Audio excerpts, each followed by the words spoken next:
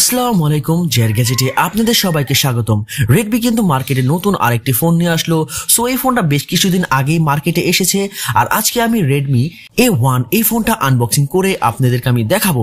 আর যদি আপনারা আমার এই চ্যানেলে নতুন হয়ে থাকেন তাহলে অবশ্যই সাবস্ক্রাইব করে সাথেই থাকবেন। Redmi A1 এটা কিন্তু একটা MI একটা ফোন আর এই ফোনটা কিন্তু MI কিছুদিন আগে মার্কেটে এনেছে। এই ফোনের কিন্তু আপনি ব্যাটারি ক্যাপাসিটি পাবেন 5000 mAh। এই ফোনের ডিসপ্লে সাইজ থাকতেছে আপনার 6.52 ইঞ্চি ডিসপ্লে। এই ফোনের প্রসেসর হচ্ছে আপনার MediaTek Helio A22 এবং এই ফোনের RAM হচ্ছে আপনার 3GB এবং ROM হচ্ছে আপনার 32GB। তার সাথে Android 12 থাকতেছে এবং এই ফোনে কিন্তু আপনি পিছনে দুইটা ক্যামেরা পেয়ে যাবেন। প্রথমত 8 মেগাপিক্সেলের এবং প্লাস 0.3 মেগাপিক্সেলের ক্যামেরা কিন্তু পেয়ে যাবেন। সো এই ফোনের সেলফি ক্যামেরা হচ্ছে আপনার 5 মেগাপিক্সেলের। ফোনটা কিন্তু আমি খুলে ফেলেছি। দেখি প্রথমত আমাদের সামনে দেখতেছি আমাদের মোবাইলটা আছে। মোবাইলটা আমি সাইড করে রেখে দিই। তারপরে দেখি বক্সের মধ্যে কি কি আছে।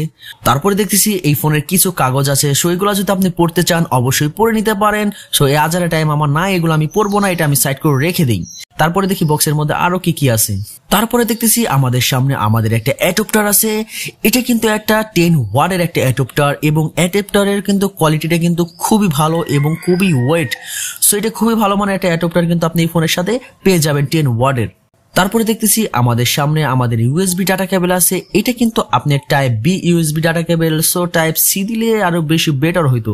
যাই হোক 10,000 টাকার ফোনের মধ্যে আর কি আশা করা যায়। তারপরে দেখতেছেন আমাদের one and only phone MI Redmi A1 এর ফোনটা কিন্তু লুকটা কিন্তু খুবই সুন্দর। ফোনটা তাহলে আমরা খুলে ফেলি, দেখি আমাদের ফোনের ডিজাইনটা কেমন।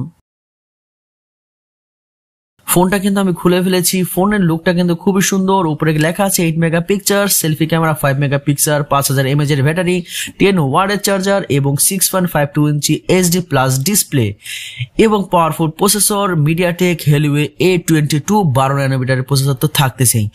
ওভারঅল ফোনের ডিজাইনটা কিন্তু খুবই সুন্দর। আর যারা বর্তমানে বাজারে 10,000 টাকার মধ্যে ফোন কিনতে চাইতেন তারা অবশ্যই এই ফোনটা দেখতে পারেন। আর ফোনের লুকটা কিন্তু খুবই সুন্দর এবং স্লিম বডি। এটা কিন্তু আপনি একবার নিচে দেখতেছেন আপনার সিম খোলার পিনটা দেওয়া আছে একেবারে উপরে।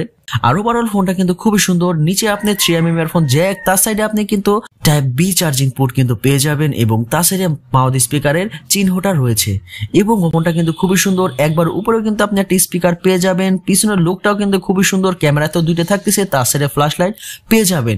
আর এই ফোনটা কিন্তু আপনি পুরোটা প্লাস্টিক বডির বিল্ড হবে। আর পিছনে যে বডিটা দেখতেছেন এটা কিন্তু একটা খসখসা টাইপের। সো কিছু লেদার টাইপের বডি করা হয়েছে। সো ওভারঅল ফোনটা কিন্তু খুবই সুন্দর। আর যারা 10,000 টাকার মধ্যে একটা ফোন কিনতে চাইতেছেন তারা অবশ্যই এই ফোনটা দেখতে পারেন।